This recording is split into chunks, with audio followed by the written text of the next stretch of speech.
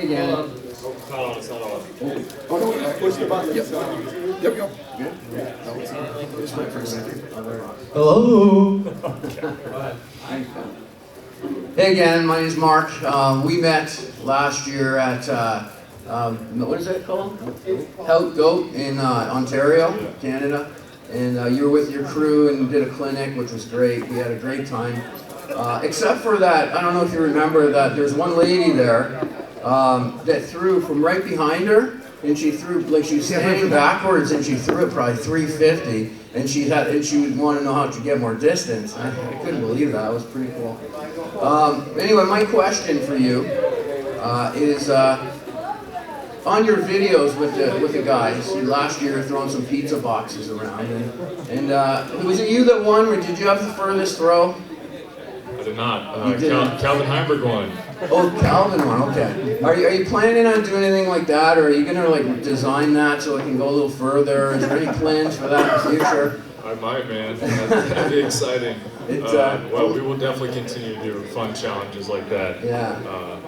It's entertaining. It's great stuff. I loved it. Thanks for doing that. I know it's hard to put yourself out there all the time, but we certainly appreciate it. Nice. Glad you enjoyed it. Good stuff. Wasn't expecting the pizza box to be the opening question, but that's awesome. Start light, right? Yeah, I like it. Anybody else? Come on, guys, let's get okay. Well, you're second.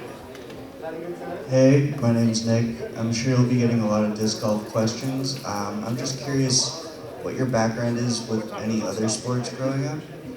Yeah, I played baseball. My first sport I actually loved was football. And then I kind of realized, I don't know, I was just too skinny to play any position, I don't know. And then I transitioned to, I started playing baseball a lot, and I thought baseball was something I was going to take seriously or take it far. And then it kind of went to basketball, and so those are the three sports I was pretty interested in. I'd say basketball is probably my number 2 sport, and I still play to this day. If I'm just at a park and I see a hoop or something, I love it. It's super tons of fun. But yeah, I've always been just either outside playing sports or sports have been my entire life pretty much, so disc golf fit in perfectly for that. Thank you.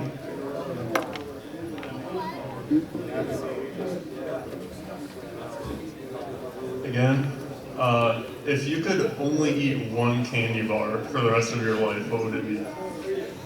I'm gonna go with the Milky Way. Nice, solid. Yeah. How do you feel about the Milky Way Midnight? Do you like dark chocolate? Or? I've never tried it. I've never even heard of it. Man, it's a dark chocolate. Okay. Milky Way. Okay. Yeah, check it out.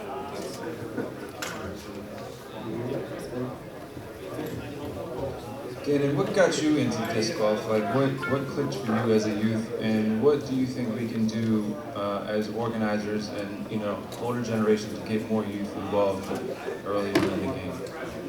Yeah. The way I got involved was just through YouTube. It was actually, I just moved to a new house, and my house is kind of by a park, and so we had a basketball hoop, and I watched Brody Smith throw trick shots into basketball hoops, and so I went to my local sporting goods store to try the same exact shot. And I bought a disc golf disc by accident instead of the ultimate frisbee that he was using. And so from there, I kind of just got hooked and started playing disc golf and watching more YouTube videos. But I think if we can, I know Edge is doing a great job of getting it into schools and youth play as well, going around the tour, teaching kids at schools. That's very important. But I think implementing that into like youth programs or at different events, just having it available. And having the proper teaching, that way we can actually make it a good time and have kids continue to come back to the game. Do you remember what the first disc was? It was a Champion Firebird, probably the worst disc you could probably get. Ultimate Frisbee disc, Champion Firebird. All right, we're going to keep going. Questions? Raise your hand.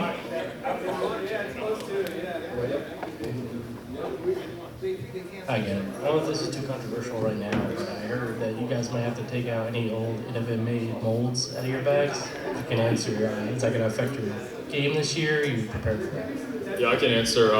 It's not in my contract. I believe everybody who re-signed a contract this year with Discmania has to throw all European-made Discmania products. My contract I was signed last year. It's a 3-year deal, so technically I still have 2 years where I can throw either or. But my bag anyway is about 65% of the new stuff and 35% of the old stuff. I don't think I'd have a problem with the transitioning over to the new stuff, but it's kind of a comfort blanket in a sense. Can I follow up? Did you get those mostly from Eagle, was it? Or is it some other? Yeah, I got a lot from Eagle. I went to his house and got to rate his collection. And so that's obviously like, I'm so specific when I'm looking for certain discs. And so when I can actually feel the disc in person, that was very important for me. I can pretty much tell how a disc is going to fly just by feeling it over the years of just me being a nerd about the game. So that was very important for me, but a lot of the other discs maybe I just bought on collector pages on Facebook or something like that. And then I basically just bought a bunch and then kept the ones I liked and sold off the ones I didn't like. Awesome, thanks.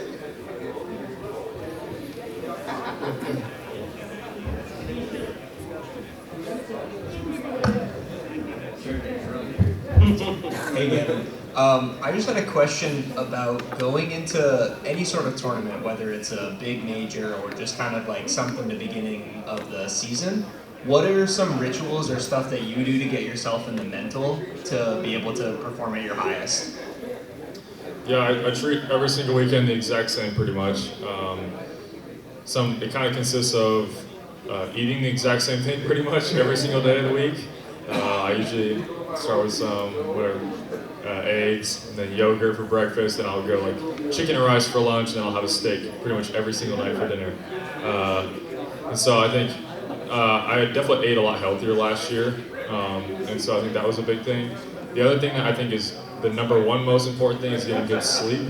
So I always make sure I have a consistent sleep routine. So I go to bed at midnight and wake up at 9 every single day, no matter what, or somewhere around that time frame. But I have to limit myself. I mean, I like staying up late, but I know if I want to play good, I got to get good sleep. I've noticed my focus is drastically affected if I don't get good sleep. I can wake up knowing I didn't get good sleep, and I'm like, well, today's a wrap. I'm not going to play good because I have no focus. So that's very important to me. And then every single night after my rounds, I make sure to roll out and stretch my body. And I have the same stretching routine every single night before every single tournament round. And then obviously I have and then when I wake up in the morning, I make sure to warm up my body, get my mind ready. So that's just getting the blood pumping or going outside and putting, 5 hours before my round. And then I go relax, and then I'll get my food, and then I'll go back out a second time and maybe throw some field work, and then obviously I'll go to the course and then just warm up a little bit there. But my mind's kind of already on disc golf at that point in the day, and I'm ready to attack the course. Awesome, thank you. So I've got a question. I heard last year when I was caddying for somebody that you would come up to one of the other pros' bags, I won't say who, and you start looking at his bag and you just start pulling this out saying, that's trash, that's trash. I don't know if I necessarily have a question, or I just wanted to confirm that story is true, that you will give people creative suggestions about their bags. Yeah, I think so. I think the next step that a lot of pros don't take, and when it comes to determining what discs are in their bag, is like there are good and there are bad discs, and that is a fact. Despite every single YouTube review video ever saying, "Oh, it feels good in the hand," that's not true. Okay, so but when it comes, I look at a couple different things. I look at the shape of the disc, I look at the flexibility, I look at the plastic, I look at the grip of it, the durability of the plastic, how it's going to beat up. All this stuff comes into a account whenever I'm looking for the disc I'm trying to pick. And there's a lot of pros out there that I see that don't bag good discs, whether the run is bad, the shape of the disc is bad, resulting in a inconsistent flight path that, if it does something, it actually might not be your fault because the disc is scientifically and aerodynamically more inconsistent in the way it's shaped. And so I've actually thought about, maybe doing like a YouTube video based on that, just so I can get the right information out there. That way people don't make that same mistake. And obviously there's personal preference. Like some people like shallow discs that are understable, and some people like deeper discs that are overstable, stuff like that. So there is personal preference out there, and most pros make stuff work with what they like, but there is definitely a right and wrong disc whenever it comes to that stuff. And so I think it was Brody is who it was. I'm not going to say. It's probably a lot of people. A lot of people don't take it. Actually, one Brody, so you've obviously done it to more than. Oh, I've done it to many pros. I'm like, hey man, get this out of your bag. It's terrible. Like it's making you shoot bad rounds. I don't know. Another thing I do every night pretty much is I stack my discs in a pile and I just kind of slightly sand off all the imperfections on the bottom or the outside of the disc, and that way I stack them up so they're not warped when they're just sitting in my bag all sideways and stuff like that. And before every tournament, I wash all my discs off so there's no mud or nothing caked in the disc. And so it's crazy to me that we play a sport where you have to rely on trusting your equipment so much, and you have your discs just sitting in a bag, folding in half, and they're not washed, they have grease, or they have dirt all over them. That blows my mind. And so I think that's definitely something that's helped me throughout my career. So what do you think? Would everybody like to see that video he's talking about? That's awesome. Any more questions? How long was the prototyping process for the Glacier? That was really quick. One reason that was super quick is we wanted to get it out in the black mystery box, but it also came out pretty good the first try. That's not the case always. My putter, the P2X, that we started working on, in March or February of last year, I just got it in my hands and started using it in like September or August last year. So it took a while for me to, that was the third variation of it, and obviously working with Discmania and then being made in Europe, the process of getting discs tweaked takes a while because it has to ship over from Europe back and forth, and then you have to make the mold, and then you have to get that from the mold factory over there. So it's a long process, and that's why with the Glacier it was kind of nice because we got it right pretty much the first time. Yeah, it's not always that easy. With the new MB5, did you have any part in the design of that? Yeah, for sure. The old MB5, if you are familiar with, that was Innova made, was very similar to a Gator. It had a pretty big bead on the bottom and an interesting shape in the wing, and I wasn't a huge fan of that. And so, I wanted something that was beadless and potentially a little more consistent, a little more overstable, and something that was definitely more backhand friendly. And so the current MB5 is a very simple shape. It's basically just a triangle wing, and so it's just, like I said, very simple, very symmetrical, and so it feels good backhand and forehand. And it's a disc that, when I was with Prodigy, I had the A2, which was a little bit more overstable, but I thought I was going to miss that, and I do a little bit, but I also grew to like the MB5 a lot because it wasn't quite as overstable, so I could make it work on a lot more lines, and I didn't have to force shots as much. And so I think that actually improved my angle control of my game as a whole. One last question. Do you have any other things in the works as far as disc prototypes?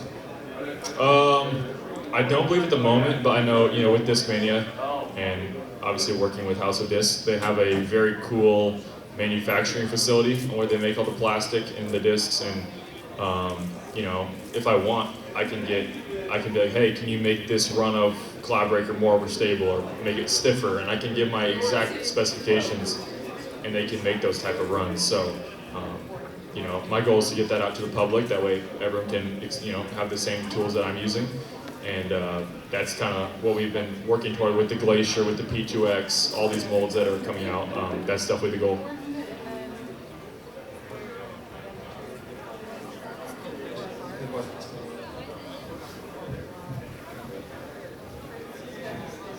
Hey Gannon, how often are you making small changes to your putt?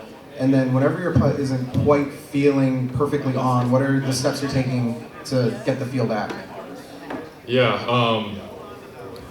the putt it's just like with any other sport. You can have like a random slump out of nowhere, and putting is definitely that because it's a very feel-based thing. I think there are definitely correct mechanics, but sometimes I hold the putter with two hands out in front of my body just for stability, and sometimes I just use one hand where I just extend my arm out and then aim that way, and it kind of gives like a little bit of a different tempo, a little bit of a different rhythm. But I've always been a believer of, if something in your game is off, like, you can try to work through it and try to continue doing the same thing you're doing, but at the same time, if you don't see improvement, like, you almost always have to make a slight tweak or a slight change. And I think that's something where I've gotten so into form and so into mechanics in disc golf that, I have the ability to where if my game feels bad or my putt feels bad one week, all I gotta do is take a video of it and I'll see a little tiny slight imperfection and I can make that tweak. And I think that really is why I've been able to be so consistent over the last couple of years, is because I'm able to make these corrections even mid-round or mid-tournament if I can realize something. So yeah, it just depends on if it feels good or if it feels bad that week.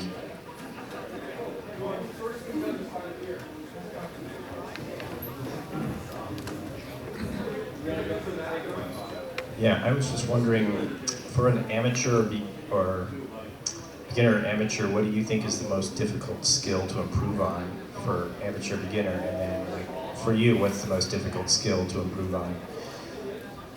Yeah, that's a tough question.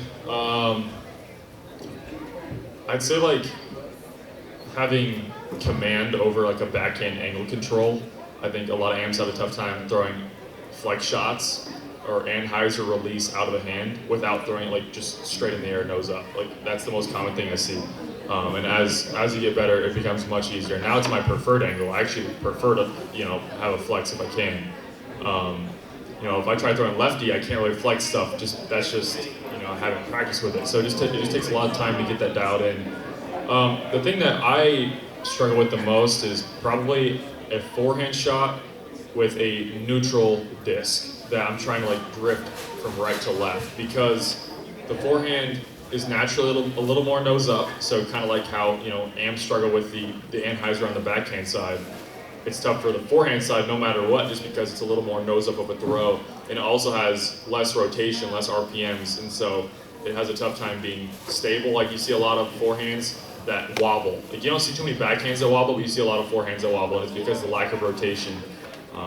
Sometimes it's half of the rotation of a backhand, and so it's tough. That's why people have trouble forehanding putters. And you need that kind of that overstable approach disc, like the MD5, like the Zone, whatever, like the A2, because those have high torque resistance. And so that's a shot that I definitely want to work on. And I think it just takes a lot of practice, but it's also a very touchy shot where if you miss your speed or your angle by just 1%, it could really affect where the disc goes. So that's why it's good to practice the things you're not good at, but at the same time, it's definitely something that's you don't use that much on the course.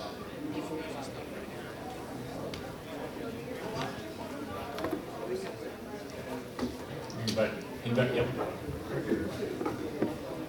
Back to the fixing your putt mid-game. I saw at the USDGC last year, you were checking the coverage. Were you checking to see things that felt off? In that case, I'm more wanting to see where my disc lands or something like that. I get really anxious on like, all right, am I 30 feet, am I 20 feet? I kind of want to know, especially in a big time pressure situation, that way I can just get mentally prepared for it. Because I don't want to like, especially I don't want to throw a blind shot into a green or something like that. Think I threw it really good, and then I get up there and I'm like 15 feet further than I thought I was, because in my head that's gonna be like, oh crap, we went from a guaranteed birdie to now I have to work for it, and that's something that like stresses me out. And so I'd rather just know the fact, how far I am. I don't care how I got there, I just want to know how far I am, that way I can prepare for that and not be surprised if it's further or shorter than I thought.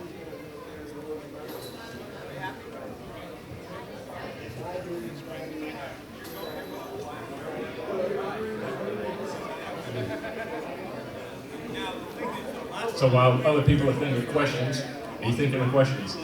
You talked about the whole mindset of keeping track of your disc and all that, and you've got a very professional mindset to it. But you're also coming into the sport at a time where it's really transitioning from, it was a grassroots, we were just out going out throwing frisbees or whatever. I don't know if I've necessarily got a deep question here, but you are the new up-and-coming professional player, and I think we're going to see more and more people doing it, because I asked you earlier, are you a natural player, or did you develop? And you've had to work at your game. You're very disciplined at your game. I don't know if there's a question in there that you can talk about, but the whole idea, the difference between just being a player, natural versus working at it. Yeah, for sure. I think the days of, there's, I'm not going to name players, but there's definitely some players on tour that, they just want to live the disc golf lifestyle, whatever. Just kind of hang out, do whatever you want. Maybe get involved in bad things, and I think you kind of see those players starting to fade out a little bit. And you can tell that the people that are playing good these days are the people that are working hard, don't get involved in any things that are going to distract you, and they take time in their game and they actually care about the sport. And so, I think all these steps that I'm taking, I want to get ahead of everybody, and I want to be the first one to do it. Like I said, taking care of my discs, no one really does that, and obviously it's working. Obviously, I work hard as a player myself, but I think it's such a mental thing. If I can reassure myself that I know my equipment's going to work and it's always on me, like there's no questioning in my mind. It's always my fault if something happens, unless something unlucky happens, like a rollaway or some wind gust. But that it doesn't happen that often. So I think I forget who said it, but like hard work beats talent every single time. So it's you might not be gifted at first, but if you put the work in, you can definitely become better than somebody that was kind of just naturally there. I mean, that's kind of how it is with almost every high-level professional sport these days. Like, no one's really just talented anymore. Like, they all put their work in. I had a little bit of a more lighthearted question for you. In your personal opinion, who is the biggest jokester on the tour currently? Well, the Pro Tour put out a poll amongst the players, and I won funniest player on tour. Besides you. I was pretty proud of that accomplishment. You might not see it on, whatever, online or whatever, but I thought that was kind of funny. But gosh, there's so many funny people. I mean, some of my friends I feel like are the funniest people, like Silas Schultz, Sullivan Tipton. They're just like really funny people. I mean, naturally, they don't even have to try. I always laugh when I'm with them.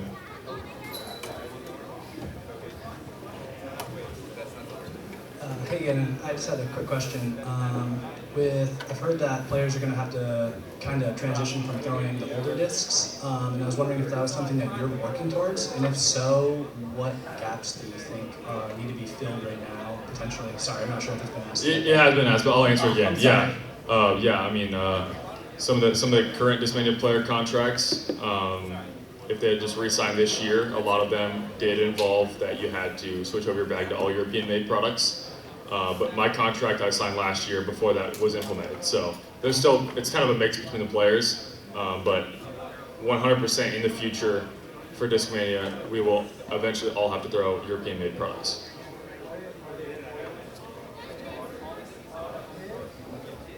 While the microphone's coming, have you stopped growing?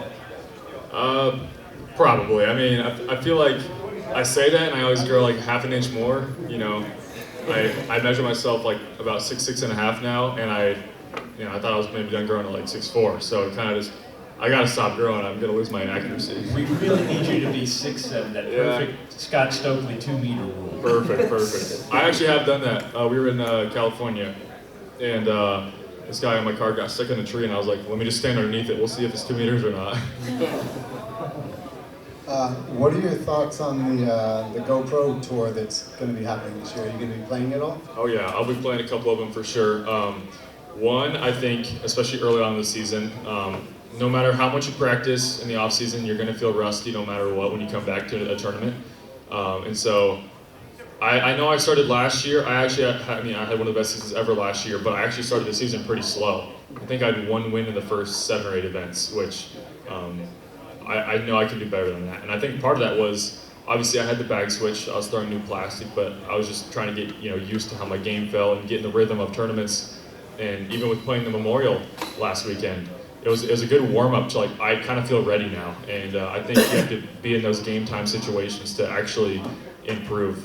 Toward the end of last year, I got to a point where, I just felt like I felt so in tune with my game, and I think that was just because we play on tour every single week, and I was finally, understanding how I play my game and what I can do that will make me successful.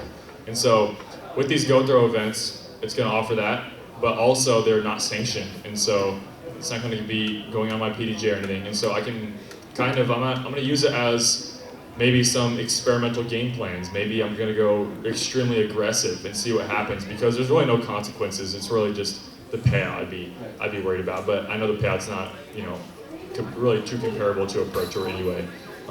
So there's really no risks. It's like I get free competition experience, but I can also test out some different game plans, and then we can see what works best, and I can take that to the pro tour, and maybe that'll even elevate my game further.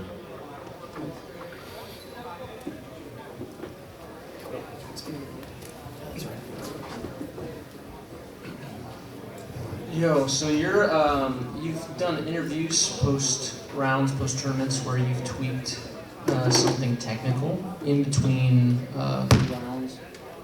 You broke it. All right, sick. I can call that. So when do you choose to work on something technical versus saying I'm not messing with this during a tournament? Like how bad is there like a level where it has to be like I have to fix this now, or? Yeah, like if something's not feeling exactly right, you know, I feel like there definitely is a level to it. Like if something feels horrible, you know, maybe I'll play my round, and then directly after my round, I'm gonna feel myself. I'm gonna work on it until I fix it, pretty much. And sometimes it doesn't fix. Like for example, at Worlds last year, my game was at its all-time worst, which I'm like, that's the worst time for that to happen. And my game felt so bad. I couldn't hit a line. My putt didn't feel good. My forehand was like the only thing that was like okay in my game. And so after every single round at Worlds, I stayed after, and I went early before, trying to figure out my form. And it did get better as the tournament went on, but it was a little bit too late. So, but yeah, I mean, I'd say, yeah, if it's not feeling great, I'm gonna go back to the Airbnb or just stay after a little bit later at the course and try to figure it out. At least give it an attempt instead of just, you know, saying, it'll fix itself. I think it's important to put that work in and, you know, understand what's going on. Yeah, sorry, quick follow-up. Do you switch to more of a forehand dominant game there, or do you just change like to a different backhand play? Yeah, there's definitely times where I'm like, oh my gosh, my backhand's horrible, so I'll just try to throw more forehands. My forehand generally is kind of like my comfort blanket, where I can always lean on it. If my backhand's bad, my forehand's probably still gonna be good. And so, yeah, I feel like I'm not really known for being a forehand player, but I think I have some of the most confidence of anybody in my forehand in the world. I just feel like no matter what, if I have a forehand shot, I'm going to hit it almost every single time. It's not going to be anything flashy. My forehand form isn't the coolest, or it's not going to go the furthest, but I have every shot when I need it, and I think that's what's important.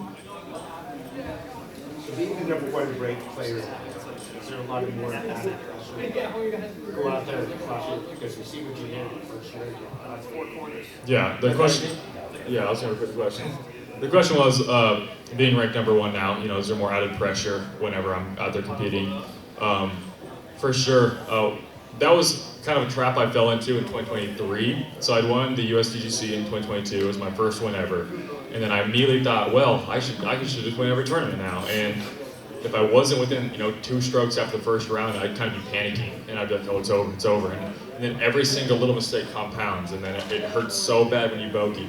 And so I kind of got rid of that mindset, and instead of that mindset for 2024, I changed it to, I don't care what happens, no matter what, I'm going to have a chance to win this thing at the end of the tournament. And that's pretty much how almost every weekend went. That's how I was able to get those 9 wins, was because I, you know, might have had a couple bad first rounds, but especially those 4-round tournaments, like it's such a marathon where you're never out of it. I like to explain, you know, we don't play really 3 rounds of disc golf. We play like a stretch of 54 holes. And so a lot of people that I see, you know, they get in their head about it, and they'll be like, gosh, I'm having such a bad day right now on the course, and they're, whatever, maybe a couple over par. And they let that affect them throughout the rest of the round. And then they're like, well, tomorrow will be better. In my opinion, like, you don't need to start tomorrow. Start on those last 6 holes. You can birdie those last 6 holes and create a great stretch. I was at the European Open last year, playing okay, but I remember at the end of round 2, I was having an okay round, but then I was able to birdie the last 4 holes of round 2, and we came back for round 3, and I birdied the first 6 holes of round 3. So of that 10-hole stretch, I birdied 10 holes in a row, and then just like that, I'm at the top of the leaderboard. So, you know, I could have got mad at myself. I could have pouted the rest of that day basically, and just and just thrown a couple strokes away, and then probably wouldn't have even played better in the first couple of holes of round 3. But because I had a good mindset, I was able to keep my head in the game. And so kind of having that mindset takes the pressure off of, the things that I have accomplished being number 1 as of right now.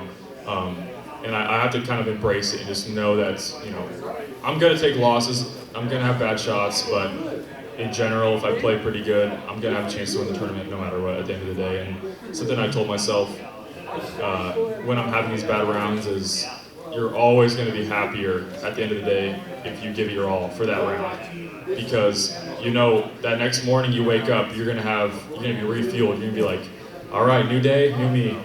But I try to have that mindset the second I have a bad hole of any round. And so a lot of times you'll see I have a bad hole and then I'll go on a birdie stretch because I know how important it is.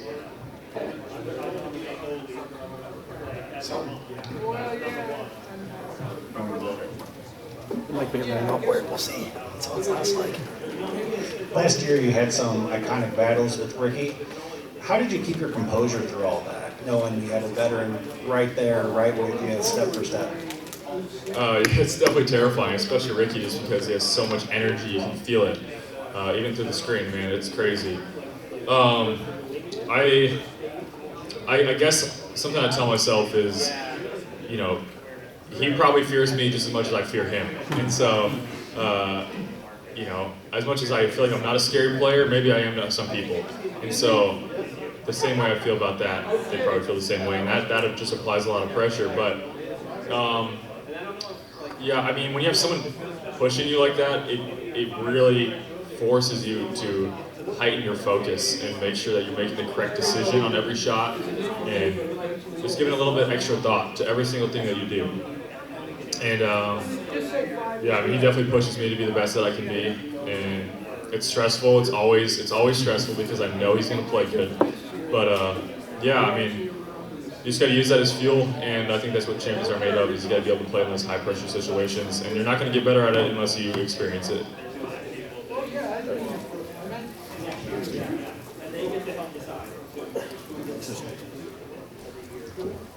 In the off season, do you take a break, or is it a different training regimen, or are you just playing different maybe lower tier tournaments through the whole off season? What does that look like? Yeah, typically I take whatever. I mean, it's about a 3-month break from playing tournaments.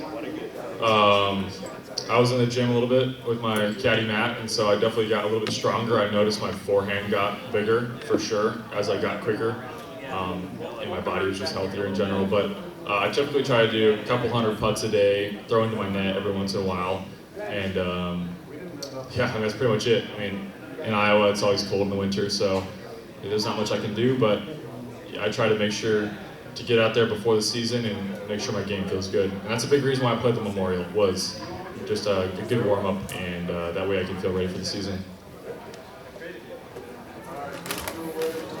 Do Legos help during the off-season?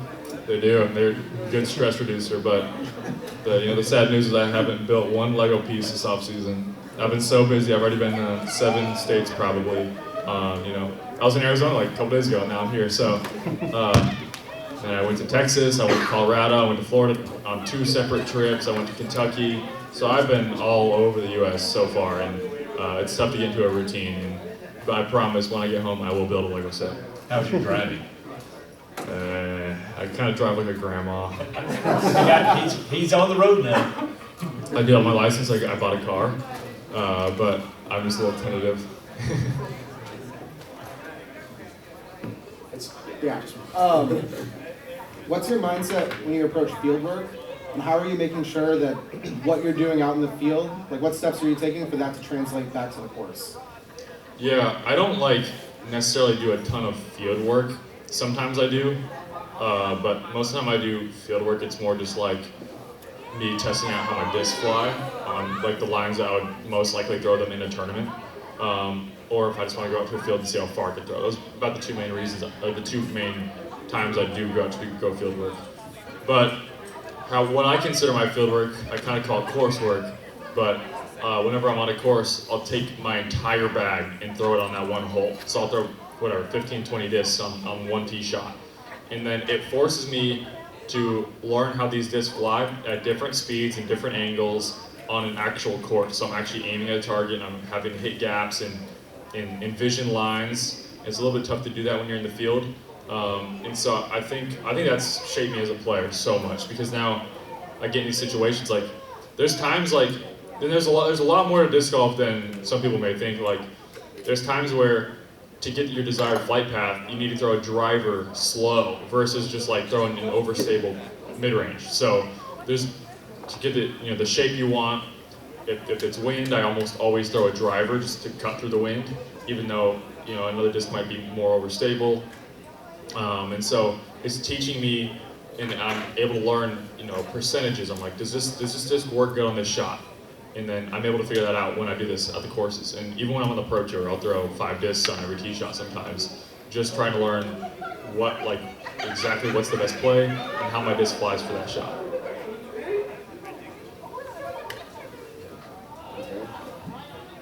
Right here. As someone who hasn't been licensed or had their own vehicle on tour, what are some things you think the tour could help players with?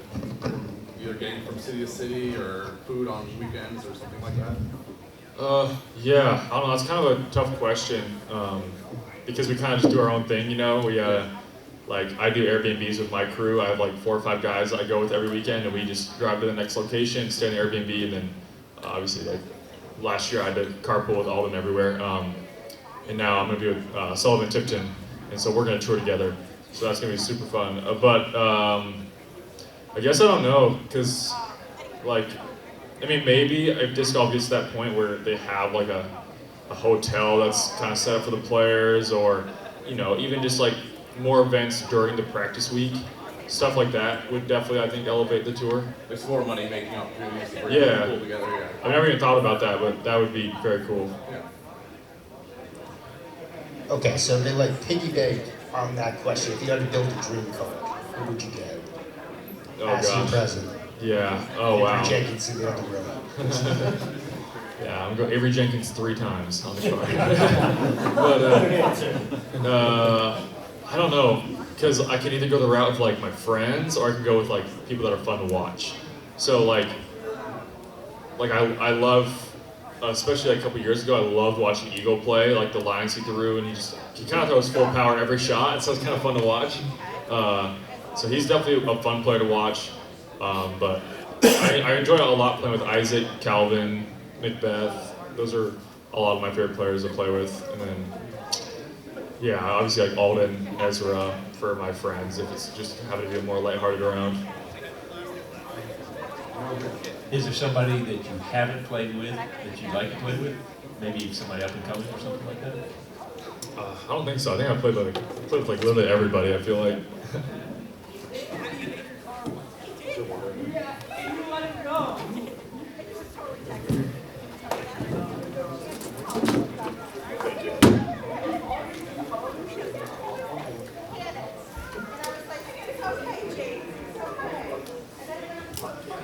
Wait till right as he drinks and then answer. The opportune moment here. Outside of technical work, what do you feel is the most important thing that you've improved or that you've worked on for your success? Just my routines every single day. Like I said, eating the same thing, getting the exact same sleep schedule every single night, and stretching. Like those 3 things, I improve a ton.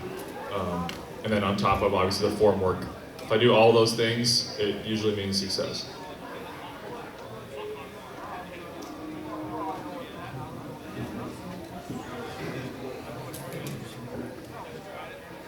When you were developing your distance, what did you use to get from 400 to 500 and 500 to 600 and so on? I have a couple videos on my YouTube channel about that, or the Power Disc Golf Academy as well. I did some videos for them, but definitely, getting into the power pocket is very important, and having the proper power pocket, but also getting using the left arm and the left leg. So, you're basically trying to, you're in your full reach back basically, and you kind of want to, when you plant your last step, I always try to activate the hips first. And so the hips go, which creates tension in my back. And then my back and my shoulders follow my hips. So it's that separation you see with pitchers when they throw. Their hips come early, and then the arm can explode whenever it gets forward because you have so much tension in your back or your abs. And so you have to have a very mobile body. That's something I've been doing recently a lot, is a lot of mobility work. That way I can be flexible and strong in a very extended position like that.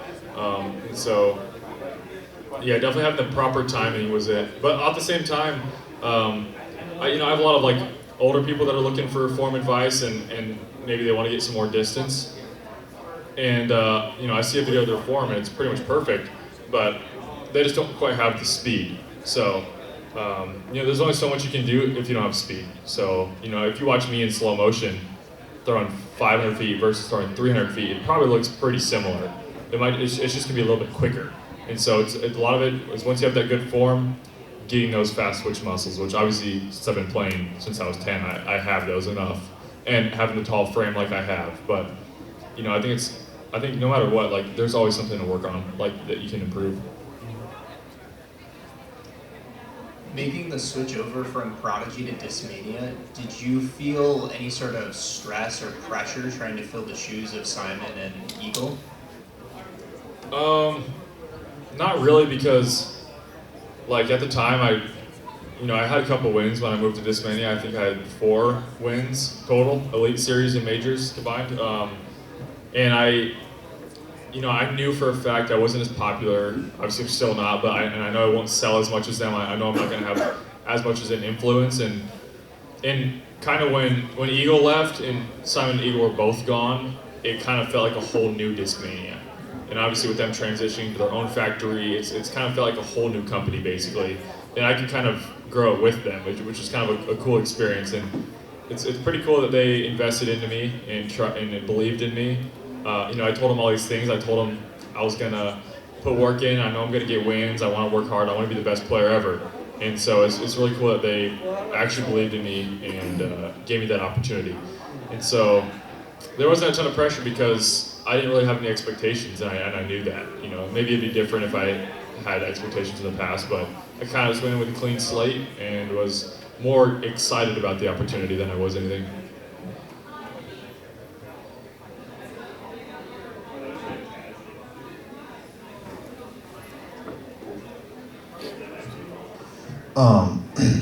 How do you think starting your season with losing 3 rounds of the mini disc golf is going to affect your performance on the disc golf pro tour this year? It was rough. I'm a 2-time mini golf world champion at the AM Worlds, and so it shook my confidence a little bit. I needed to work on my mini putting. I used to actually mini putt practice as much as I normal practice putted, and I don't anymore. So it's probably a good thing. Maybe that's why you're so good. This is another form question. I am stuck at about 65 miles per hour, and I cannot, it's like a plateau, I cannot get any more. I'm wondering anything I could focus on? Yeah, at that time, it's a lot of it's just timing, man. Like, the timing will create quickness and easy quickness, but at the same time, I didn't throw, I was throwing about 70 miles per hour was my max when I was still touring. I was 2022. I got my win at USDC, and I won Masters Cup, and I was playing really good, keeping up, and I was only throwing 70 miles an hour max, pretty much. So it's not like I'm throwing like crazy faster, and a lot of it's just having a good spin rate and having control of your angles. Someone like Bradley Williams, he doesn't throw fast at all, but he has great control, and so he can get the same distance as I do, just with maybe a slightly different line, but still have the same accuracy. I would say work on your timing, and you can even do like fast twitch muscle training, just doing explosive drills, stuff like that. It'll all improve your speed.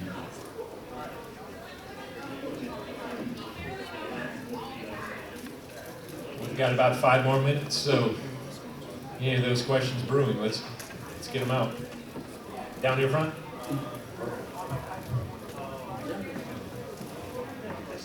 With all the traveling that you said that you're doing, what would you say is your favorite course that you want to visit?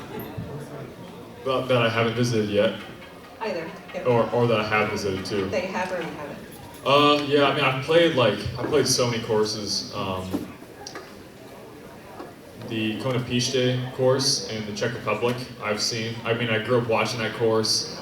I'm not even sure if it's still on the ground, but that looked like a pretty fun course. But when I went over to Europe, there was a couple courses that were just top notch. I mean, because I studied the game so much, they take a lot of pride in their course design. So they have a lot of baskets on mounds. One thing I noticed on one of the course called the Monster, which I'd say is probably my favorite course in the world. That's in Finland, that we use for the European Open. We're going to be using it for Worlds this year. But about 45 feet in front of a lot of the baskets, they built a wall probably 2 or 3 feet high with wood. And so it forces you to have to get the disc there in the air. You can't skip it up there, which makes it really difficult because maybe the hole calls for a skip shot, but you have to keep it below the ceiling and above the wall if you want to give yourself a close putt. And a lot of the par fives, they weren't just like a distance competition off the tee. You actually had to place like a mid-range or a putter shot, and then maybe it was like a fairway driver, and then maybe it was another putter. So they care a lot about good design, unique design, and I appreciate that as, you know, a person who loves the game so much. It's good to see that rather than just, you know, having a par 5 where you throw a bomb, another bomb, and then maybe I just jump putt and then tap and birdie. Like, that gets boring. So it was cool to actually feel like there was a challenge every single hole, and every hole had some type of intention behind it.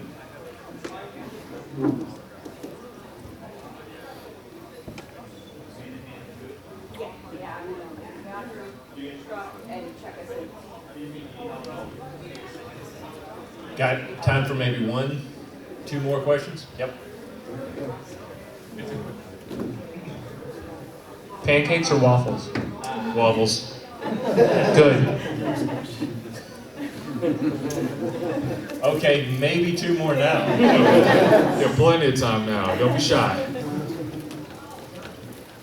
Do you plan on doing any course design in the near future? I'd love to.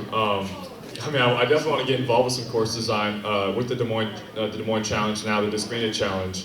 I live about 40 minutes from that course, and so I've had a pretty big say in a lot of the things that happen there, even to where a couple of the holes are completely designed by me. And it's pretty cool to see the pros like those holes a lot. That means a lot to me. Now, in terms of like designing a course from scratch, I don't know how good I would be, but I think I'm really good at critiquing a course. So if I see a course, I can be like, hey, that's good, but like this would definitely be a better option. So I think like if I can co-design something, then maybe I can get to a better level.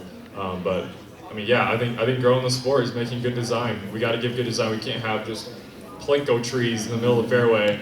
That's like one of my biggest pet peeves, honestly, in disc golf is when, you know, a course designer or a course is scared to take out trees because they'd be worried the course is too easy now.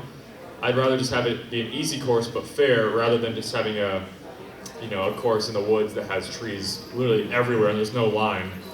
And that's the only way you can make up for your course design. That means you just have bad course design. That means the course wasn't designed well enough to where you still had to leave those trees in there. And so I want to fix that. Oh yeah, now that you know it's the last question, you're battling. Hey Gannon, so I heard you reference pitchers earlier. As a former baseball player, do you see any other like sport crossovers that help you in training or with your mindset throughout tournaments? Yeah, so anything involving lateral movement, so side to side, and rotational explosiveness. So baseball, like swinging your bat, golfing, same thing, you're kind of rotating on your spine and using your hips, your big muscles to get the power. Hockey even, kind of like the motion you do when you're skating or when you're slapping a puck. It's very similar to where you're just trying to be explosive and quick, side to side. And so, there's not a specific disc golf sports trainer. I'd definitely like somebody to come out and be that because I'd pay for it. I mean, I think a lot of the pros would, and everyone would like to see like a program put together. But I think, yeah, that'd be awesome, man. I mean, I definitely think any sport that is involving rotation and having a strong core is a good example of what you can translate to disc golf. Besides Worlds, which one do you want most this year? I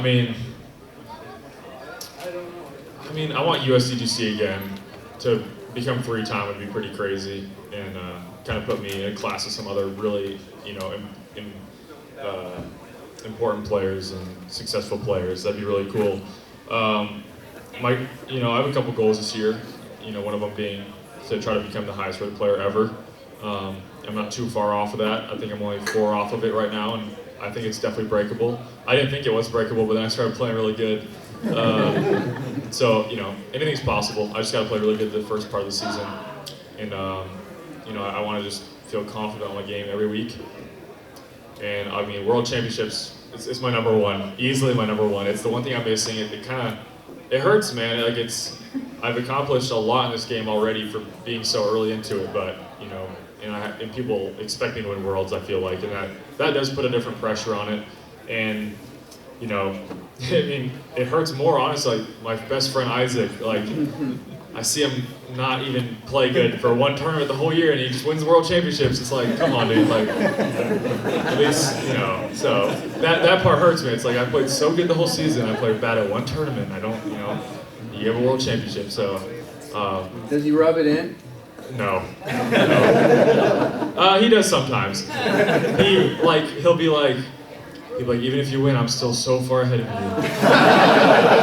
So it's like a friendly rivalry. He knows I have way more wins than he does, but he knows how bad I want the World Championship, and he thinks it's kind of funny. So I want to get the career Grand Slams, I win Champions Cup and Worlds. But I think I have good chances here because Champions Cup is at the OTB Open course, and it's a pretty wide open bomber course that I played good at in the past. And the Worlds is at the European Open courses, and I won that last year. So I have history, and obviously I've won USDGC twice now. So I feel really good about the majors this year, and I think this could be my year to capitalize on that. Good luck. That's awesome. Guys, give it up for Gannon. Thank you so much.